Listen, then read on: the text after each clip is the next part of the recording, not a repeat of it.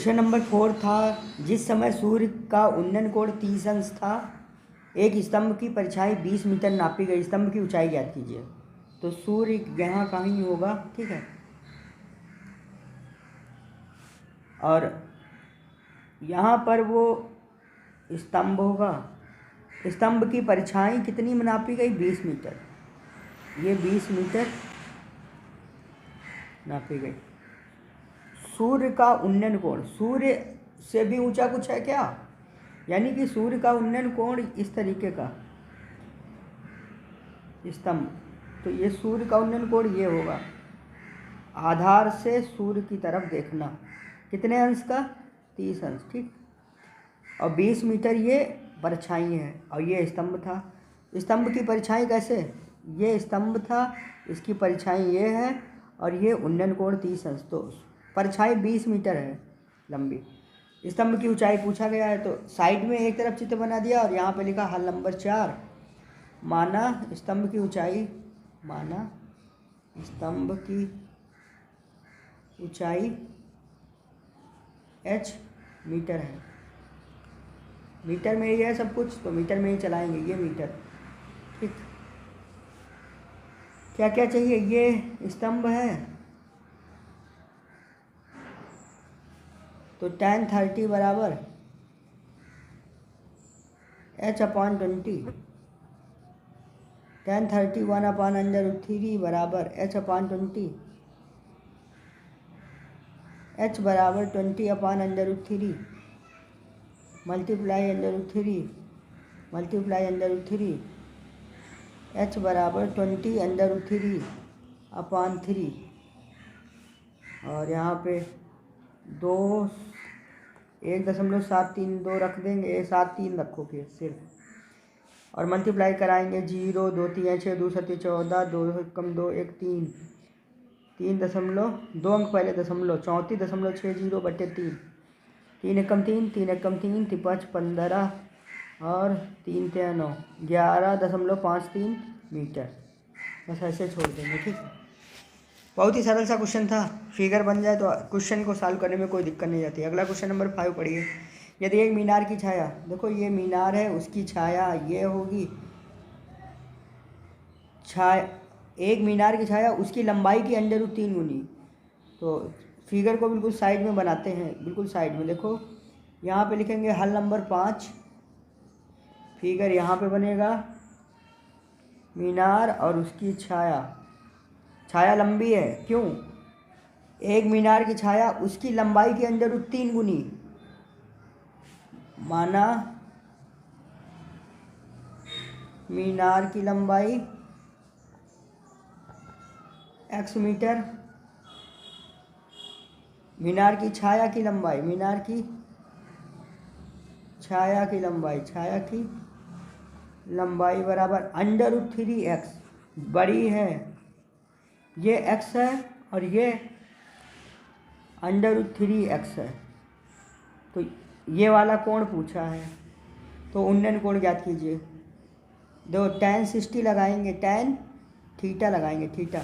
माना उन्नयन कोण थीटा है, माना उन्नयन कोण थीटा है, ठीक। तो tan थीटा बराबर x/√3x, x कट जाएगा तो tan थीटा बराबर 1/√3 आ जाएगा। tan थीटा बराबर tan 30, थीटा बराबर 30, थीटा बराबर 30 डिग्री, ठीक है। अगला question, question number 6। Question number 6, सूर्य के प्रकाश,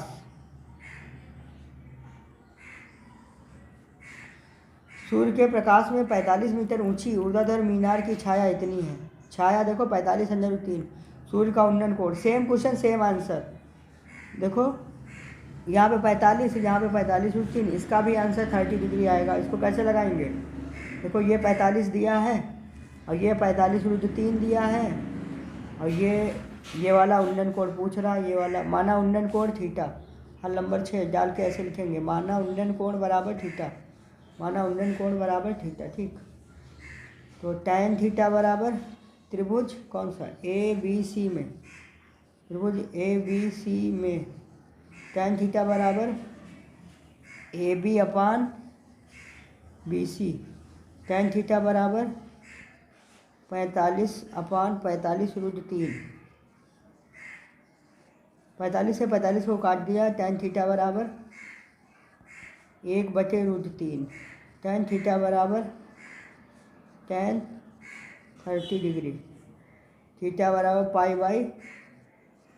π/6 की 3, π/6, थीटा बराबर π/6। अतः सूर्य का उन्नयन कोण दोनों में पूछ रहे। देखो सूर्य का उन्नयन कोण, अतः सूर्य का उन्नयन कोण 30 अंश है। ठीक, अगला क्वेश्चन। ये सर्कस का एक कलाकार एक 20 मीटर लंबी डोरी पर चढ़ रहा है।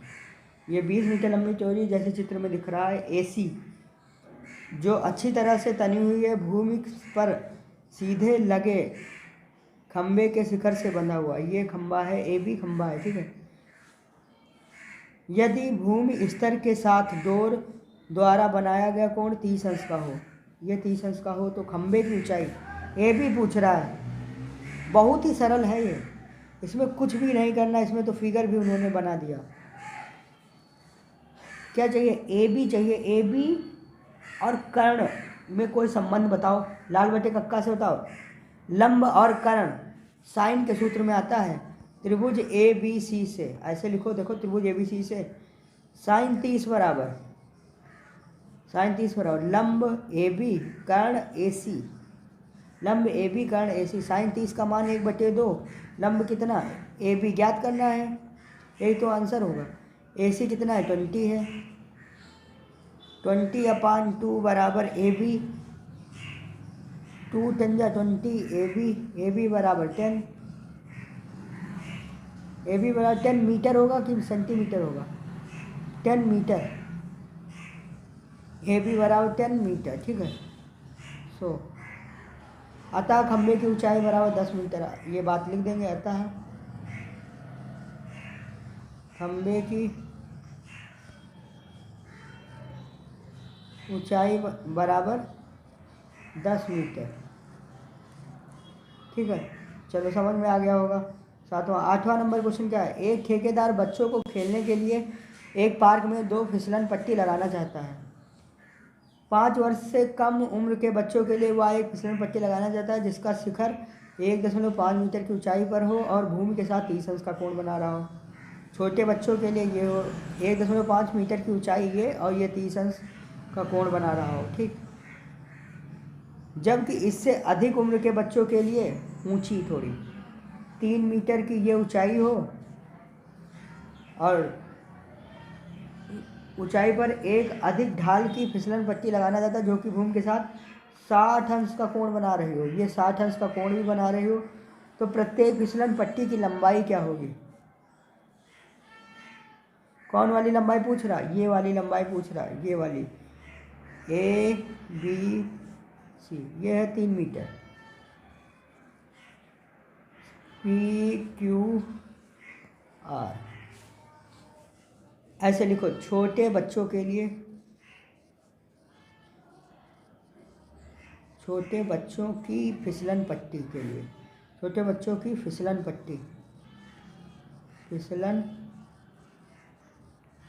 पट्टी के लिए त्रिभुज ए बी सी से, त्रिभुज ए बी सी से क्या कौन सा लगाएं? लंब और कर्ण के बीच में संबंध जिसमें निकले साइन 30 लगाओ। साइन 30 बराबर लंब और कर्ण, लंब कितना 1.5, कर्ण कितना AC, AC ही तो निकालना है। 1/2 बराबर 1.5 बटे AC, AC बराबर 1.5 गुणे 2, AC बराबर 3.03 मीटर। मीटर में लिख दें? नहीं, 3 नहीं लिखा, रहने दो। ठीक, AC बराबर 3 मीटर ही लिख दो।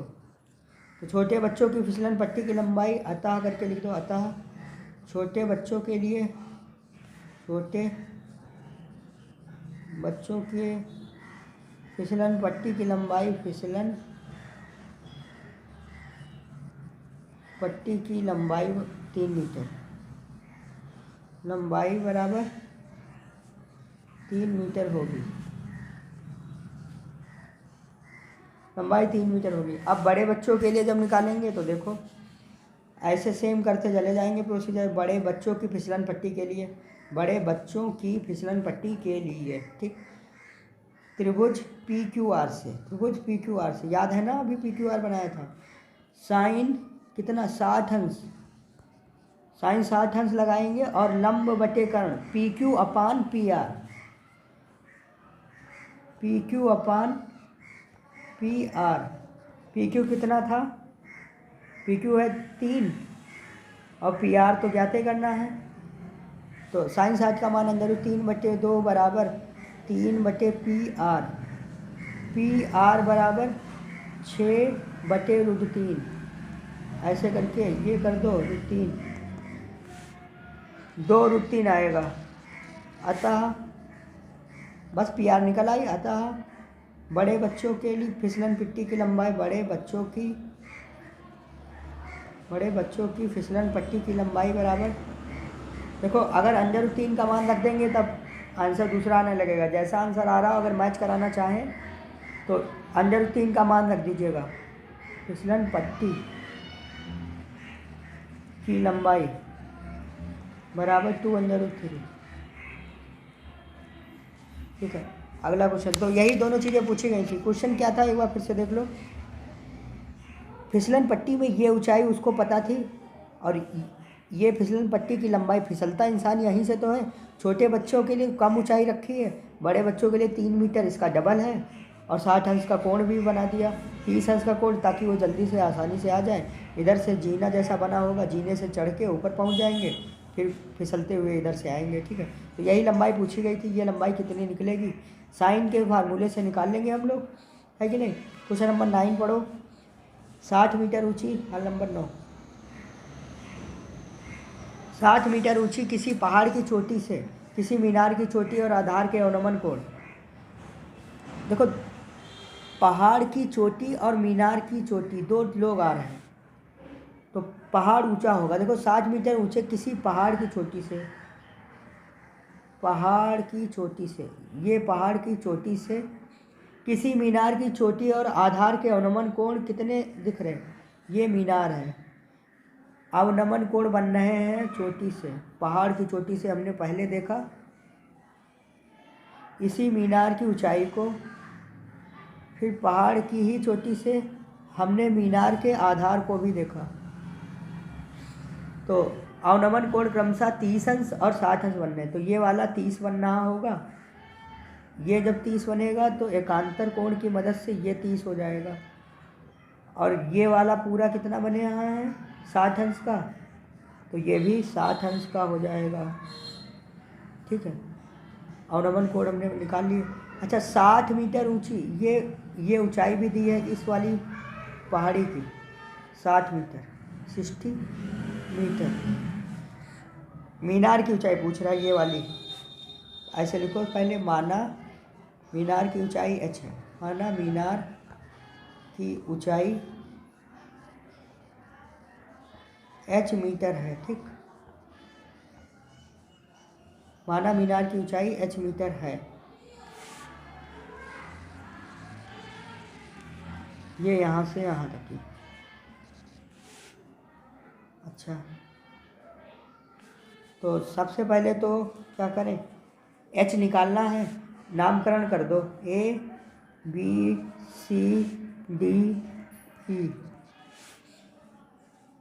त्रिभुज ACD से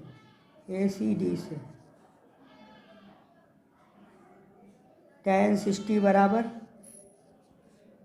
60/CD, tan 60 का मान √3, 60/CD, CD बराबर 60/√3। √3 जब नीचे होता है तो परिमेयकरण करा लेते हैं हम लोग। 60√3/3, 20√3, ये भुजा इतनी पता चल गई, 20√3 इतना, 20√3। इससे बहुत फ़ायदा होगा। देखो इसको निकाल लेने से ये फ़ायदा होगा उस वाले त्रिभुज में, छोटे वाले में, ये जो 30 अंश है ए बी ई से। अब इससे लगा दो त्रिभुज ए बी ई से tan 30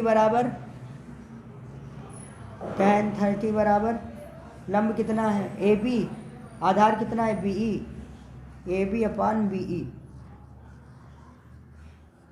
tan 30 बराबर 1/√3 ए बी तो पता नहीं, ए बी पता ही करना है, बी ई पता है 20/√3। तो ए बी बराबर क्या लिखेंगे 20/√3 अपान √3, √3 काट दिया, ए बी बराबर सिर्फ 20, ए बी बराबर निकल आया 20। ये इतना 20 मीटर है।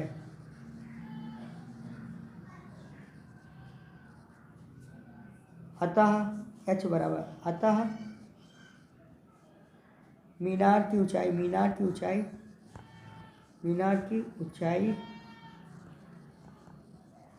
बराबर 60 - 20 बराबर 40 मीटर। देखो फिगर बन जाता है तब कोई दिक्कत नहीं जाती।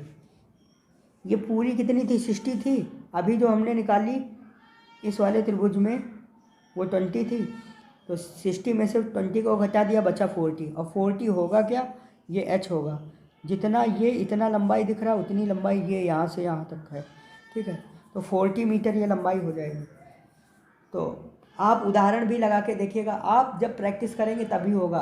आप वीडियो देख रहे हैं इसका मतलब सीख रहे हैं कैसे लगाया जाएगा, लेकिन जब तक आप अपना माइंड लगा करके न्यू क्वेश्चन में, तब तक कुछ नहीं होने वाला है। नया क्वेश्चन ढूंढिए और उदाहरण देखो, बिना देखे उदाहरण लगाने की कोशिश कीजिए। अगला क्वेश्चन हम लगाए दे रहे, देखो भूमि से 7 मीटर की ऊंचाई पर एक पतंग उड़ रही है।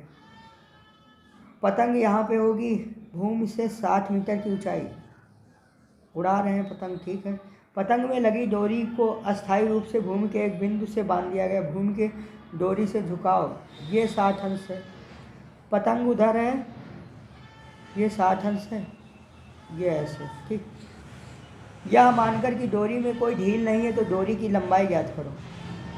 ये 60 मीटर भी दिया है, डोरी की लंबाई ज्ञात करो। तो डोरी कहाँ पे है, डोरी की लंबाई देखो, ये तो केवल एक ऐसे लंबाई है कि पतंग यहाँ पे है इस समय, डोरी ये तिरछी इतनी है और 60 अंश के कोण पे है, तो ये डोरी की लंबाई है। इसे ही ज्ञात करना है ए बी सी से। और जब कोई ऐसा त्रिभुज हो जिसमें लंब और कर्ण के बीच में संबंध हो, तो हम लोग कैसे करेंगे, त्रिभुज ए बी सी से साइन 60 लंब बटे कर्ण से लगा देंगे। लंब है ए बी, कर्ण है कितना, ए सी है कर्ण, ए बी कितना है 60 मीटर, ए सी कितना है निकालना है। साइन 60 का मान √3/2 होता है। ए सी बराबर क्या होगा, ए सी बराबर होगा 60 × 2 अपान √3, 60 × 2 120 अपान में √3 से ऊपर नीचे गुणा करा देंगे तो परिमेयकरण भी हो जाएगा। यहाँ पे ए सी बराबर क्या हो जाएगा 120 √3/3, ए सी बराबर क्या हो जाएगा 3 × 12 40 √3, ए सी बराबर 40 × 1.732, ठीक है। ए सी बराबर क्या हो जाएगा 0, 4 दूनिया 8, 4 तें 12, 4 7 28 से 29, 4 कम 4 2 6, कितने अंक पहले दशमलव, 3 अंक पहले दशमलव। अतः डोरी की लंबाई बराबर 69.28 मीटर। अगला क्वेश्चन, एक हवाई जहाज से सड़क पर एक ही ओर स्थित 2 गांव के अवनमन कोण। देखो हवाई जहाज यहाँ पे होगा और सड़क पर एक ही ओर स्थित ये एक घर ये, अवनमन कोण ये कितने अंश 45 पहला होगा, दूसरा होगा 60 का, 60 45, ठीक। तो ये आधार ये ऐसे ही होगा, ये वाला 60 का है और गांवों के बीच की दूरी कितनी है, गांवों के बीच की दूरी है इन दोनों गांव ए गांव बी के बीच की दूरी है 2 मीटर। तो क्या पूछ रहा है, हवाई जहाज़ की ऊंचाई ज्ञात करो। ये ज्ञात करनी, ये वाली लंबाई ए नहीं, ए बी हो गया, सी यहाँ लिख दो, डी यहाँ लिख दो, बाकी सभी नामकरण हो गए। ठीक, तो ऊंचाई ज्ञात करने के लिए पता है सबसे पहले क्या करो,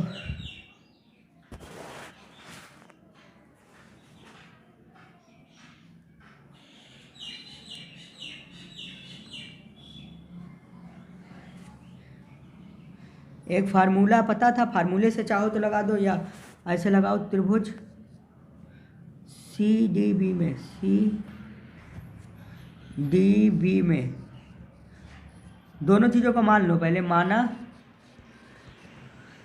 हवाई जहाज़ की ऊंचाई, हवाई जहाज़ की ऊंचाई कितनी मान लें, हवाई जहाज़ की ऊंचाई h मीटर है, हवाई जहाज़ की ऊंचाई h मीटर है। ठीक, ये इतनी h मीटर हमने मान ली।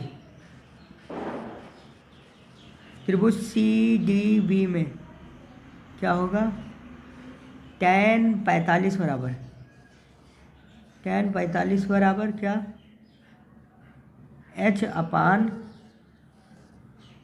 2 प्लस ए डी। ठीक है, tan 45 का मान 1 होता है, h upon 2 plus A D, 2 plus A D बराबर h, 2 प्लस ए डी बराबर h, ए डी बराबर h माइनस 2, समीकरण नंबर 1। अब दूसरे त्रिभुज सी डी ए में, त्रिभुज सी डी ए में tan 60 बराबर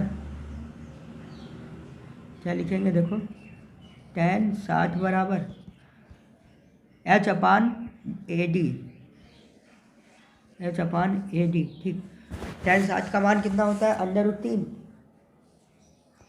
h अपान ए डी का मान कितना होगा, अभी पता नहीं है, तो ए डी बराबर h अपान √3, समीकरण नंबर 2।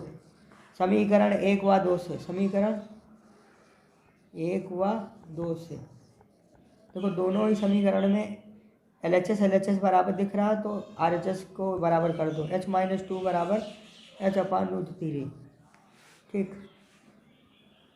और इसको हल कर लो, h के लिए h माइनस h अपान √3 बराबर 2, क्या होगा, h कॉमन ले लो, 1 माइनस 1 अपान √3 बराबर 2। ठीक है, फिर इसके बाद क्या लगाएंगे, h √3 माइनस 1 अपान √3 बराबर 2, h बराबर 2 √3 अपान √3 माइनस 1। ठीक है, तो ये ऊंचाई हो गई। अतः करके लिख दो, अतः हवाई जहाज की ऊंचाई बराबर इतने मीटर। ठीक, समझ में आ गया होगा। अगला क्वेश्चन नेक्स्ट वीडियो में लगाएंगे। Thank you.